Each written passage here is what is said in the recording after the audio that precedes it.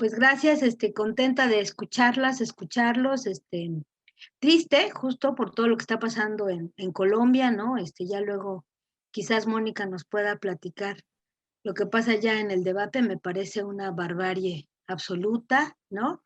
Triste también por lo que pasó aquí el 3 de mayo, ¿no? Este accidente en el metro de la Ciudad de México, ¿no? Que de verdad, si estamos hablando de ciudad, estamos hablando de márgenes de periferia, no puedo dejar de mencionar, 26 muertos van hasta ahora, casi un centenar de heridos, de ellos, bueno, ya siguen en el hospital como 30, ¿no? Pero sí, gravísimo lo que está pasando en nuestra América Latina, ¿no?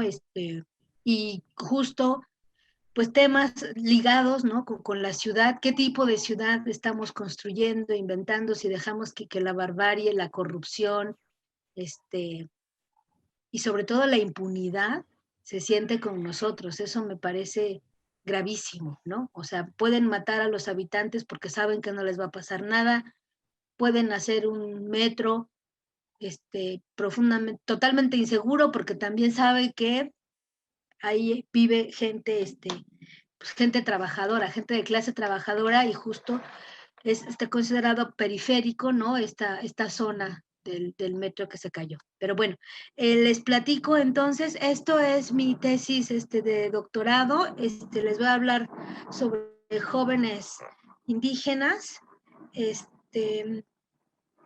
lo que les voy a compartir pantalla.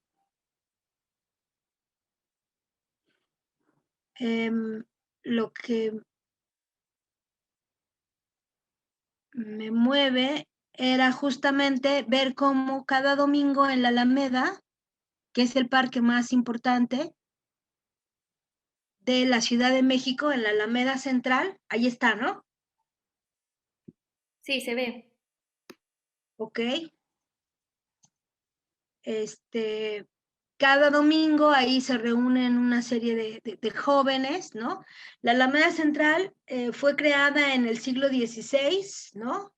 Por los virreyes, ¿no? Fue un espacio creado para las élites, pensado, ¿no? En un lugar de paseo, ¿no? Y desde que fue creado siempre ha generado una disputa, o sea, digamos, fue creado para las élites, pero son las clases populares los que siempre han intentado estar ahí asediando el espacio, ¿no? Entonces, por eso siempre ha sido un espacio en pugna y particularmente también es como un espacio que pongo que es emblema político y social y metonimia social y política de la vida urbana, porque muchas cosas pasan en la Alameda, ¿no? En la Alameda, digamos, es como el pulso de la vida social y entonces ahí se van viendo, pasan movimientos sociales, pasan por ahí, el día de la, cuando se hacen las marchas LGBT, también van ahí a la Alameda. Es un espacio multivisitado, es un referente para la ciudad,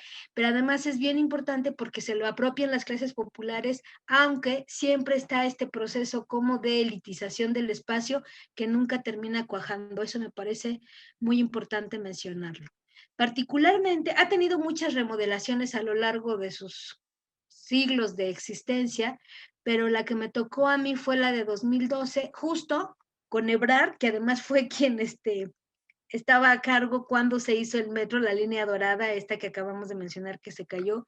Él hizo también la remodelación y es una especie como de déjà vu, porque uno ve la fotografía de quienes inauguraron la línea 12 y uno ve la fotografía de quienes reinauguraron la Alameda, son los mismos, Carlos Slim, ¿no? El hombre más rico de México y uno de los más ricos del mundo, Ebrard, la clase política, la clase empresarial, estaba ahí en términos de esta remodelación. Entonces, ¿qué es lo que cambió? Además de la cuestión estética de la Alameda, lo que cambió, bueno, pues fue eso, se subió, o sea, muchísimo el costo de las viviendas alrededor de la Alameda, se cambió, pongo yo como un cambio en la oferta de consumo cultural, porque entonces una serie de tianguistas o de vendedores ambulantes que estaban ahí los quitaron, se creó una discriminación, estigmatización y exclusión de las clases populares, porque entonces también se tuvieron que recorrer hacia las calles aledañas, intentaron poner una serie de exposiciones ahí mismo adentro de la Alameda, pero cuando es un lugar como para hacer la gente iba y se apropiaba de los jardines y comía, ¿no? Son gente de clases populares, entonces hubo este desplazamiento, ¿no? Antes, el domingo en la Alameda, en las fuentes, la Alameda tiene una serie de fuentes, ¿no? Y alrededor de cada fuente se crean distintas lógicas y hay distintas actividades. Entonces, una era el baile, había grupos de música en vivo y ahí se ponía a bailar todo mundo, entonces era un lugar de encuentro, tú entrevistabas a la gente y decía, no, pues es que aquí ya sé que voy a encontrar a mis amigos, no nos quedamos de ver, pero aquí siempre los encuentro, ¿no? Compartimos no nada más el baile, compartimos la comida, nos conocemos, por eso digo que es también como romper con el anonimato, ¿no? En el baile todo el mundo podía bailar, ¿no? Esta es una fotografía de Yuri, un trabajador de limpia entre semana, pero que los fines de semana, los domingos, se vestía así y bailaba con todo aquel o aquella que quisiera compartir con ella un poco de música, ¿no? Pongo que es la certeza contra la incertidumbre porque pese a lo que pasara en su vida cotidiana, sabían que llegar ahí a la Alameda era un espacio de encuentro, de diversión, de compartir, de estar juntos, de que cada quien pudiera ser quien deseara, ¿no? Y también, bueno, la Alameda, como les dije hace un momento, siempre ha sido también un espacio multivisitado. Los domingos también en otro espacio, en el hemiciclo, hacían una serie de mítines, performance, eventos políticos que tenían que ver con una serie de demandas que pues nunca están en la agenda política, ¿no? Y también un espacio para el juego, ¿no? Había payasos, aquí decimos merolicos, que son estos señores que entonces hacen jueguitos de carta o dónde quedó la bolita y entonces apuestan y medio engañan a la gente y le quitan su dinero, pero tiene que ver también con una lógica pues de diversión, ¿no? Uno sabe que es trampa, pero se entretiene. Lo que vemos aquí, la foto de arriba era cómo se organizaban ahí los puestos, cómo estaban los puestos ambulantes y después de la remodelación todo eso desapareció. Entonces antes estaba todo lleno, uno podía escuchar lo mismo, los gritos de los que vendían ahí helados, discos, música pirata, un montón de es que estoy viendo algo en el chat. Bueno, cosas y que ya después desaparecieron, ¿no? También hay lugares que eran particularmente de visita de las personas gay, entonces ahí también la Alameda se convirtió primero en un lugar gay y ya después también eso se convirtió en un estigma, porque entonces iba la gente gay, pero la gente gay de clases populares, ¿no? Y ya luego hubo un movimiento para, digamos, reivindicar el espacio de la Alameda como un espacio de diversidad sexual. Entonces, bueno, es una condición siempre de mucha atención de ese espacio.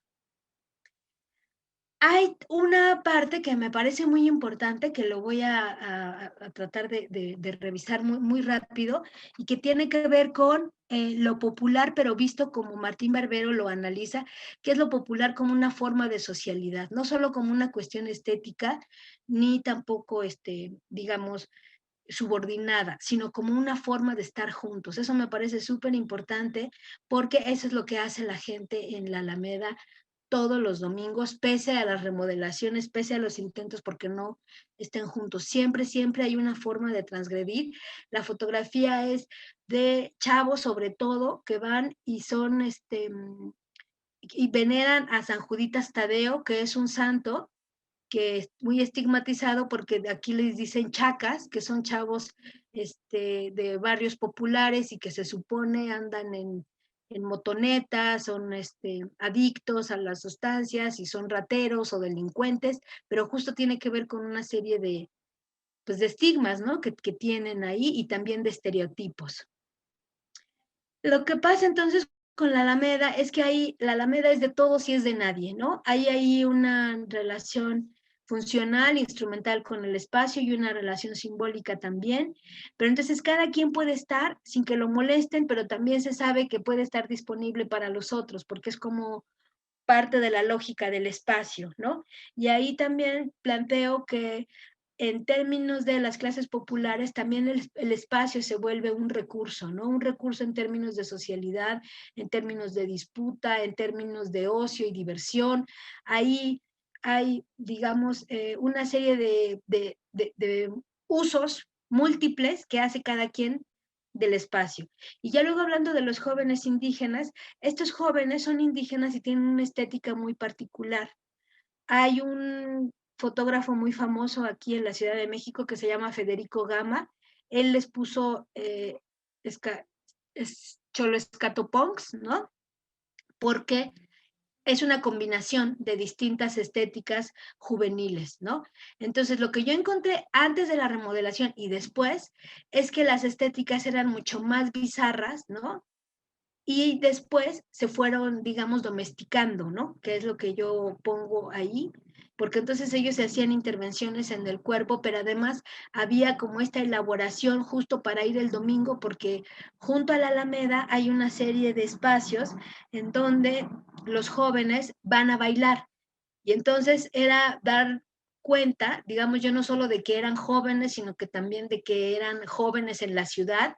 Y entonces ahí hay una reelaboración también de lo étnico. Esta etnicidad son jóvenes provenientes de distintos estados de la República. Hay jóvenes de Oaxaca, de Chiapas.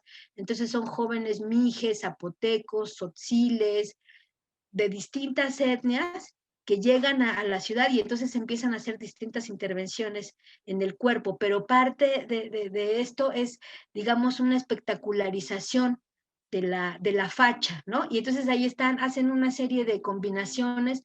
La Virgen de Guadalupe, por ejemplo, es una imagen que vamos a ver repetido, pero entonces también puede ser el paliacate, que tiene que ver con una cuestión chola, pues la bufanda que vemos, el collar, ¿no? Verde, amarillo y blanco, que son los colores de San Judas Tadeo.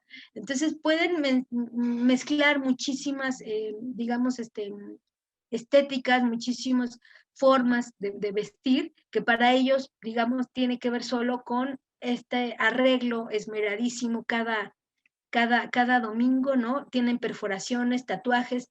Los tatuajes son más en el caso de varones, las mujeres casi no se tatúan, lo que sí se hacen muchos perforaciones y sobre todo el cabello. Hay ahí un arreglo esmeradísimo del cabello y se hacen unos peinados absolutamente barrocos, digo yo, ¿no? Entonces ahí hay una condición como del cuerpo popular carnavalesco contra el cuerpo disciplinado domesticado, que es como el que quieren las élites, ¿no? Estos chavos bien vestidos, así todos uniformes, igualitos, frente a estos chavos indígenas que llegan y son literalmente unos gritos ahí en el parque. Hay que mencionar, estos chavos son invisibles, ¿no? Son trabajadores de la construcción, son albañiles, dependientes de tiendas, trabajan en autolavados. Eh, antes trabajaban ahí mismo vendiendo cosas en la Alameda, después de la expulsión de los vendedores, entonces, pues ellos también se tuvieron que recorrer a otros trabajos, ¿no? Y en los espacios en donde van a bailar, también ahí hay una violencia física desmedida hacia ellos, ¿no? Los de seguridad, luego les pegan, les quitan las cosas. Hay una violencia tremenda, pero los chavos también crean una serie de estrategias para cuidarse, para defenderse, ¿no? Y también pues son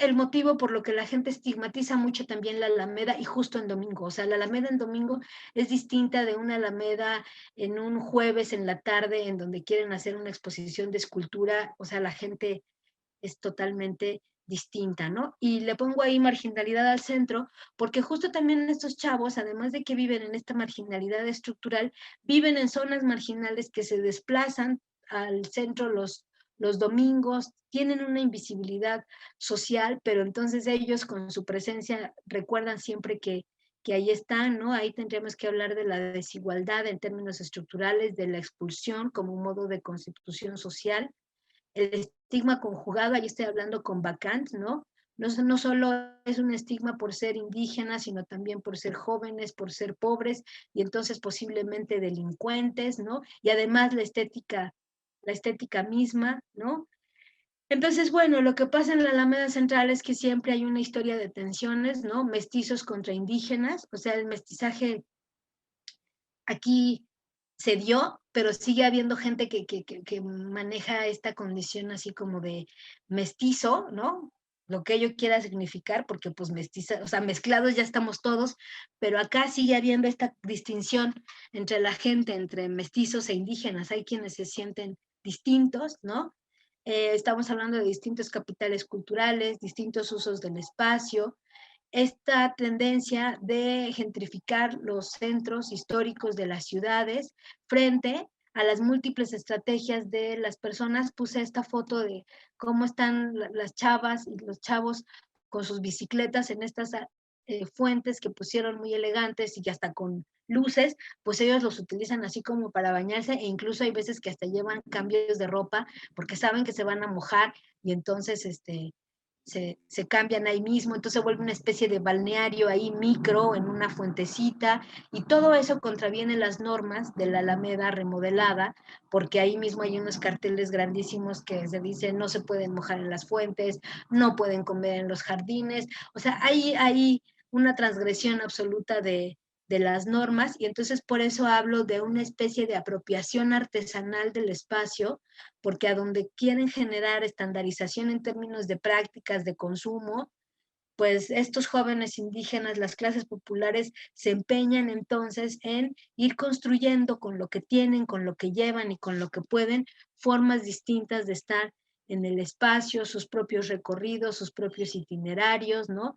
Y entonces ahí planteo que siempre ellos están en una condición de resistencia, quizás no una resistencia preparada, organizada, sino esta resistencia micro, que es que si no me dejan comer en el jardincito, pues yo me salto y me siento ahí y me siento con la familia y nos ponemos a comer unas tortas o algo, ¿no? Pero es siempre reivindicar con su presencia misma este derecho a la ciudad.